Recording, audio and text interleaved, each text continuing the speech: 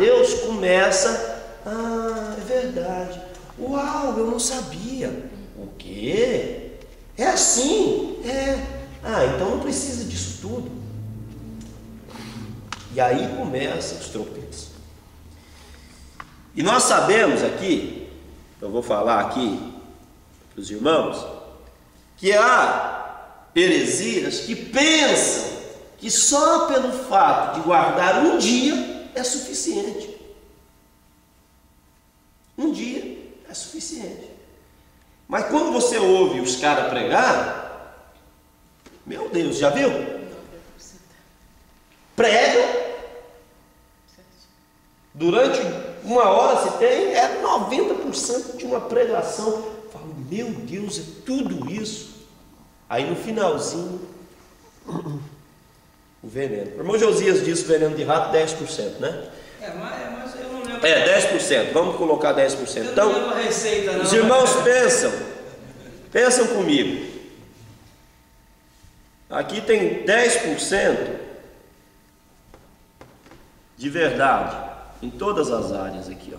10% de verdade. Mas aqui no centro tem 10% de heresia. Ixi, eu nem sei escrever heresia. Ok. E aí, em todas estas áreas, nos 90% que resta a igreja, eles vão lançando pequenas porções de heresia. Vão lançando. Ao ponto, como diz a palavra, de enganar até os escolhidos. Irmãos, a nossa vida tem que ser pautada nas Escrituras Sagradas. Para dar introdução nessa escola, então eu quero falar algo bastante importante antes da gente começar a ler, porque a gente vai ver uma igreja que ela deixou-se influenciar pela doutrina de Balaão e pela doutrina dos nicolaítas. E essa igreja, então, chegou ao ponto de ter nela, e eu fico imaginando, Marcelino, para aquela época, para a época de hoje, esta igreja, o Senhor Jesus disse que nela estava o trono de Satanás. Não era só na cidade de Pérgamo. Na cidade de Pérgamo estava Satanás operando como império nesta cidade. Ainda tem um escritor, eu acho que em Judas, se eu não me engano, ele dá a menção que o cetro estava nas mãos do Senhor. Mas quem estava lá operando como príncipe daquela cidade era o próprio Satanás. E na igreja estava o trono. Agora, por que na igreja estava o trono? É porque quando falta a Bíblia em nossas vidas, é por isso que a gente às vezes vê coisas na igreja, e nós, por nos fazer omisso, somos participantes. Participamos junto. Ah, mas eu não estou fazendo. Mas estamos participando. E uma das coisas que é fundamental para que a igreja siga sendo pura é ter vozes de protesto dentro dela. Quando a igreja tem voz de protesto através da palavra de Deus, ou seja, você usa este elemento que Deus te deu, não só para dizer aleluia, não só para dizer glória a Deus, não só para dizer que está tudo bem, mas para dizer também protesto. Como é que é protesto? Por quê? Porque na palavra de Deus está escrito isso. E isso que está escrito na palavra é suficiente para derrubar esta heresia. Está errado. Justamente. Está errado. Amém. Entende, irmãos? Então, o que acontece em Pérgamo? Acontece em Pérgamo o seguinte: as pessoas foram influenciadas por pessoas da doutrina de Balaão e da doutrina dos nicolaítas, que entraram na igreja e começaram a disseminar as heresias ao ponto, a Bíblia diz, o Senhor Jesus dizendo, de matar Antipas, eu penso, que era o pastor daquela igreja. Então, quando Jesus escreve, ou quando Jesus dita essa carta a João para escrever a igreja de Pérgamo, Jesus já manda escrever ao sucessor, aquele que tinha sucedido o pastor que tinha sido morto. E aí agora nós não sabemos se pela igreja ou pelos romanos, mas com permissão da igreja, porque o trono de Satanás estava dentro dela. Então é o mesmo que o Orcelino passar aqui 10 anos nessa escola dominical, lutando para que a verdade prevaleça, a verdade seja pregada. E de repente chegar aqui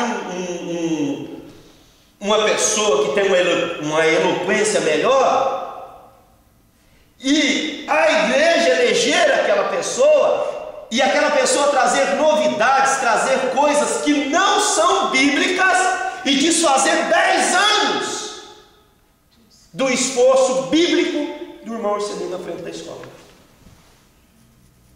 O que acontece hoje é isso. A igreja, para ela começar a se aliar com o mundo, ela começa pelo princípio de não valorizar a palavra de Deus que foi pregada ao longo dos anos. Então, para introduzir a lição, Pérgamo, a igreja casada com o mundo, estava casada com o mundo por quê? Porque ali dentro tinha pessoas com amizades com os da doutrina de Balaão e com os da doutrina dos Nicolaítas. E estas pessoas adentraram a igreja por causa desta amizade. E há um trecho bíblico, eu penso que em Judas, que diz até assim que eles banqueteavam, comiam junto. Gente, não é diferente. Hoje não é diferente. As pessoas adentram o nosso meio e começam a disseminar coisas. Por quê? Porque nós valorizamos mais a amizade com essas pessoas do que a palavra de Deus. Mas então o que você está dizendo? Nós não devemos ter amizade? Não estou dizendo isso. Estou dizendo que nós devemos ter sim, ao ponto de pregar a palavra verdadeira e tentar resgatar a alma que está enganada. Muitas vezes, às vezes, prega a heresia sem saber que está pregando. Mas o importante é nós entender que a palavra de Deus, ela continua sendo santa. Não existe. Escuta, o que Jesus disse? Eu não vim trazer paz na terra, mas espada. E o que o Senhor Jesus disse, Orcelino, naquela outra ocasião que ele falou, tenta me fazer lembrar, que ele falou assim que por escolher a ele, pais se levantariam contra filho, filho contra pais. Ou seja, haveria dissensão. Por quê? Porque a fé não era a mesma. Então, se numa casa onde todos são romanos e surge um crente no meio dessa casa, a fé não é a mesma, vai haver uma dissensão. É nesse sentido que o Senhor estava falando. Vocês se lembraram do versículo, mais ou menos? Agora, pensa comigo uma coisa. Se dentro de uma casa, de uma família, de sangue, de carne, haveria dissensão por causa da causa de Cristo, imagina eu com meus amigos. Então, quando estas heresias são disseminadas em pequenas porções, como o irmão Josias diz, dentro da igreja, está dizendo, sabe o que? Está dizendo assim, não a palavra de Deus, sim ao nosso ponto de vista, sim aos nossos pensamentos, sim aquilo que nós achamos, sim a revelação nova que nós temos. Não existe, irmãos, revelação para tirar a palavra de Deus do centro e colocar pensamento humano. Nós não podemos combater heresia com tese, nós combatemos heresia com palavra de Deus. Amém. Com palavra de Deus. E tese não consegue. Se nós formos amantes da palavra, tese não consegue nos combater. Porque o dia que combater, nós começamos a casar com o mundo. A casar com o mundo. Esse casar com o mundo aí, né? Esse 10% quer dizer, devagarinho, eu vou te vencendo. Sutileza, você não percebe. Devagarinho eu vou te matando. Esse que é o objetivo do veneno do rato, né? Ele vai matar o bicho devagarinho. Com certeza. Então, para terminar essa introdução, nós vamos ler toda a lição. Para terminar essa introdução, eu lembro que eu e o Orcelino e mais alguns varões de guerra fazíamos parte de um grupo de estudo, uma certa feita, um certo tempo, e por vezes nós fomos chamados ou tratados como patinhos feios da turma. Por quê? Porque com a palavra de Deus nós protestávamos. Você lembra disso, José? Uhum. Protestávamos contra coisas que podiam virar uma heresia. E nós protestávamos. Por momentos, o Orcelino, com essa natureza branda dele, se colocava de pé e falava: Está errado! Não! Irmãos, por que nós fazíamos isso? Porque nós não tínhamos amizade? Porque nós não amávamos quem estava nos ensinando? Não, nós tínhamos amizade, amávamos, tomávamos um café junto. Só que quando falava alguma coisa, você lembra disso, Lino? Lembra, Reginaldo? Quando falava alguma coisa que não condizia com a palavra de Deus, nós protestávamos. Amém. Por quê? Porque concernente à palavra de Deus não existe amizade. Concernente à palavra de Deus não existe papai e mamãe. Concernente à palavra de Deus não existe irmãozinho e irmãozinha. Irmãozinha ou irmãozinho, não sei. Não existe. Concernente à palavra de Deus, o que existe é a palavra de Deus. Então por que a igreja de Pérgamo estava casada com o mundo? Porque estava aliado às pessoas, porque se deixaram envolver com essas pessoas e não conseguiram sair desta doutrina de Satanás. Não conseguiram sair. Por isso que houve o casamento. Por isso que houve a escola dominical, no púlpito da igreja,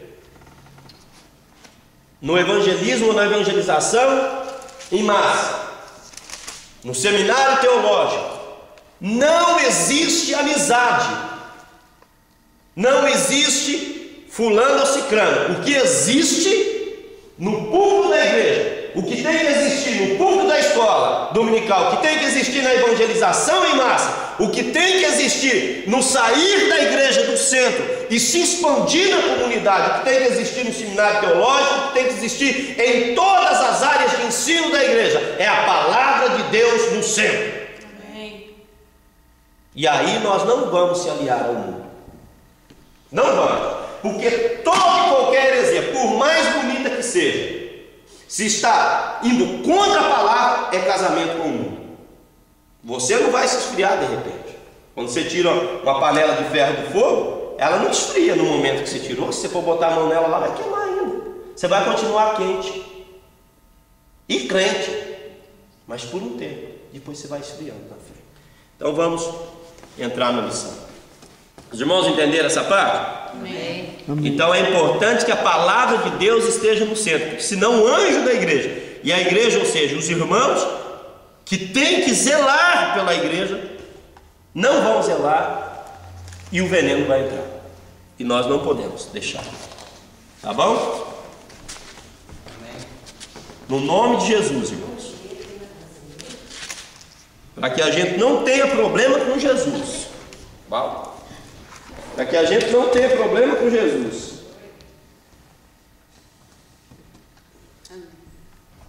Esse negócio tem que ficar tudo mesmo. Para que a gente não tenha problema com Jesus, nós não podemos deixar.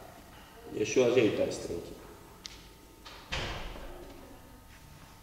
Nós não podemos deixar a palavra de Deus sair do centro de nossas vidas. Amém? Amém. Então vamos ler a lição no nome de Jesus.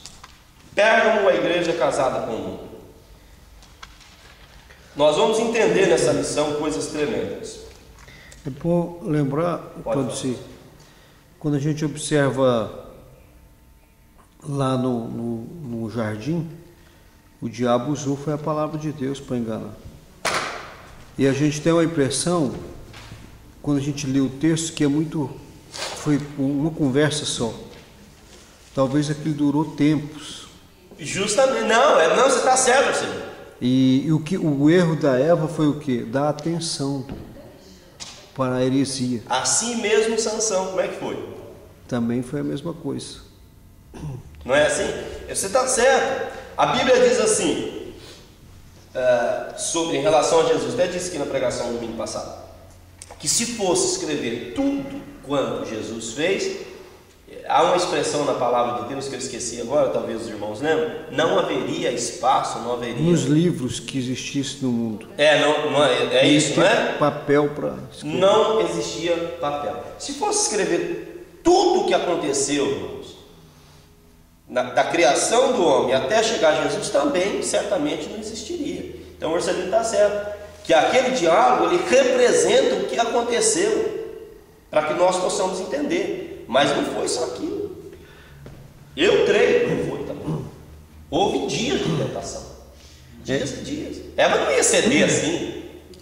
Não, houve uma conquista, né? Uma sedução, né? Uma batalha, uma conquista. Uma conquista ali que veio... Um encantamento, uma concretização deste. Tá certo. Porque tudo tem o diabo, né? Ele não vem com mão vazia, né? Ele passa